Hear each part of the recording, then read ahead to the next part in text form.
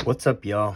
It's Dr. Paul with another mail call, and I have to tell you, this is one of those days when I'm just filled with gratitude for my ability to participate in this hobby at the level that I do. Sometimes I have to sort of pinch myself at some of the books that I've been able to acquire, and I've said before on this channel, obviously I know how fortunate I am.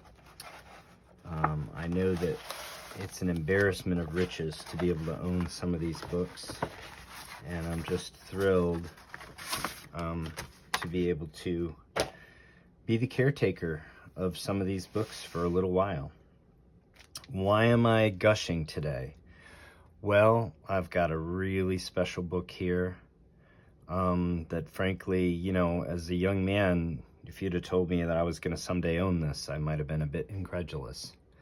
What we got here is a copy of Detective Comics number 59 from January 1942.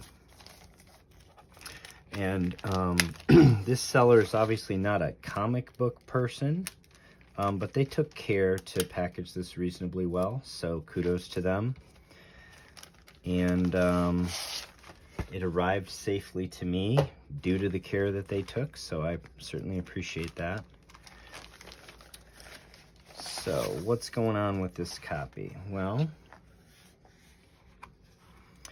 this copy here was advertised on eBay as a restored copy, and there is some color touch that can be seen right in here, but it is otherwise a very nice book, and it's a very important book. Why is it an important book? Well, this book was published in November of 1941. This is from the very first part of the Golden Age, where, we've talked before about the Golden Age kind of had three periods. The first period is the pre-war period, and these are the early superheroes. And, Superman, Batman, they were introduced during this period. Then you have the war period. During the war period, the writing in the comic books changed. The attitude in the country changed. And it was very patriotic. A lot of depictions of the enemy as sort of subhuman. And then after the war, frankly, there was uncertainty about what to do with comic books. There was a decrease in demand, and the creators and publishers got creative in terms of putting out different material.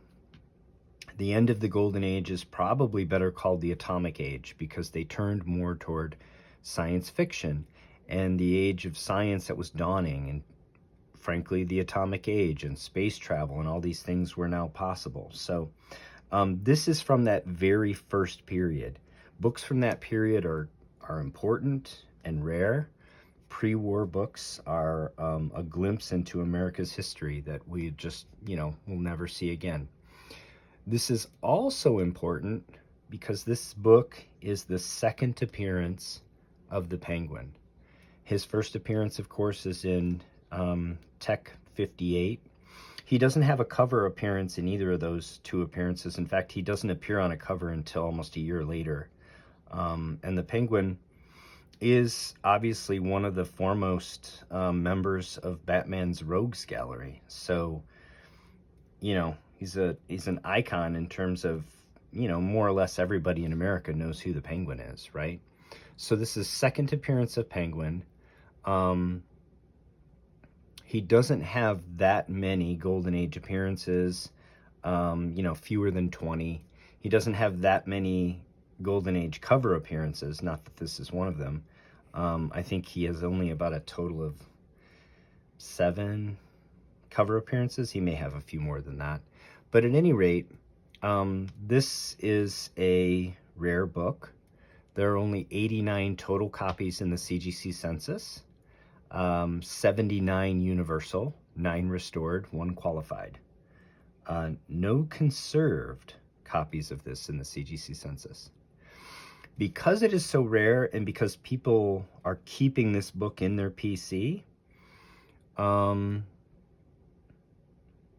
market value is very difficult to determine. But a slabbed 2.5 sold in the past year for $1,200, and a slabbed 4.5 sold in the last year for $1,400. So I bought this copy all in for $677, including the book, tax, and shipping. And I bought it with the expressed intention of removing the restoration and conserving the book for my PC. I think it's going to be in the 4 to 5 range in terms of grade after the restoration is removed and it's conserved. And I think in that range I did very well. Again, these books, these important pre-war historic books, especially early appearances of key characters. I mean, look at this penguin depiction. It's incredible. The paper quality of this book is very good. It didn't appear to have, really bad yellowing. It didn't have any of the indications of being brittle. So I felt pretty good about my ability to conserve the book and remove the restoration. Here you can see the telltale signs of the color touch in that you have bleed through, and I don't want to stress this cover too much, but I want to capture that on the camera. You have bleed through from the cover, and what's happened is, because the staples are here, whoever read the book bent the paper right here rather than staples being here would have opened and not created a crease line right here. Because the page was creased right here, you have white paper fibers that show through the ink. And obviously that's unsightly. So a previous owner took a black pen of some sort and just colored in all along that crease line. See here, this should be white paper. This should show up as a crease, and here it's just dark because they've color touched it. It doesn't appear to be color touched anywhere else other than there, and we will have to see how successful we are with removing that without resorting to having to cut the entire part of the cover off, whether we can just remove that with solvents. The book also has some tape. It has tape here, and it has tape here on the exterior. That tape wraps around here and here. And then I think there may have been a little bit of tape on the interior of this page as well. Just right there, looks like. So a full conservation is going to require some tape removal, color touch removal. Frankly, it does not require much of a cleaning. I think just the aqueous bath to do the color touch removal is going to provide all the real cleaning that the book needs. Gentle dry cleaning here, a little bit more soiling on the back, but again, that's going to mostly just come out with the wet cleaning, the aqueous bath that's going to be required to remove the color touch.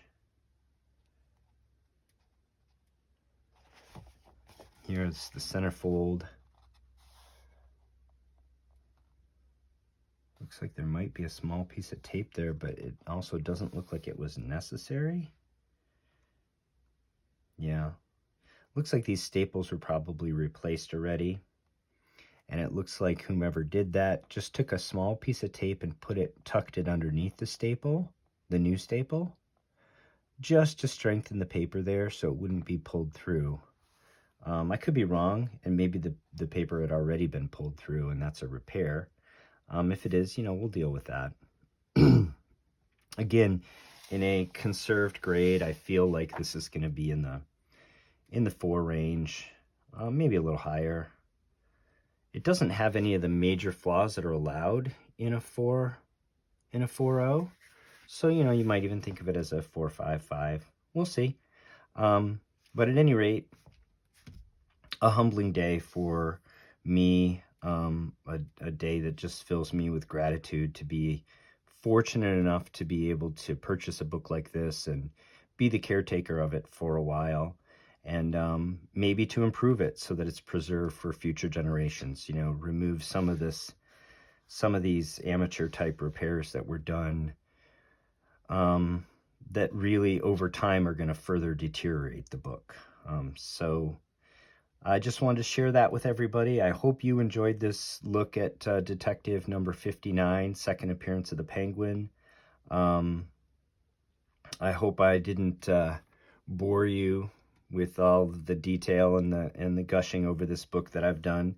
But this is why I do the hobby. You hear me all the time talking about other books that I'm acquiring at this price because I think I can create value and sell them at this price to somebody, for whom that book is important. And then I use that capital to purchase a book that's important to me. This is one of those books, right? So it's a very different conversation. I'm not talking about the fair market value and what I could sell it for. This is a book that I'm just thrilled to own in any condition, frankly. And that I got it at a very, I think, competitive price where it was well bought, and I can do these fixes, and I could, if I wanted to, sell it for a profit. But I have no intention of doing that. This is just too significant a book, and I'm overwhelmed with my ability to own something like this. So until next time, I hope you guys are out there enjoying the hunt as much as I am, and take care of one another.